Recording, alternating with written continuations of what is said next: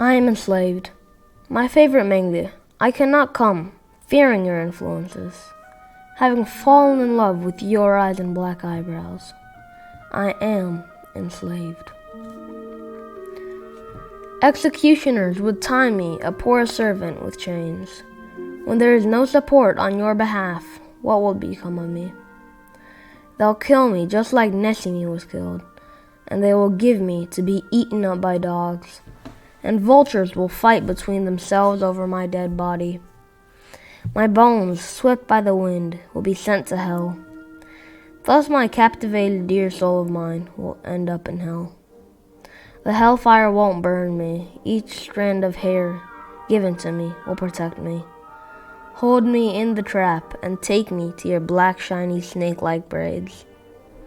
Being capable of bolting snakes from the valley, they will become Satan's companions. So, set me free, my beloved Mengli. Don't lead me, a poor man, astray. Magtymguly, you should take the name of Pirali. When you thought that you freed yourself from the snake, you encountered a separation.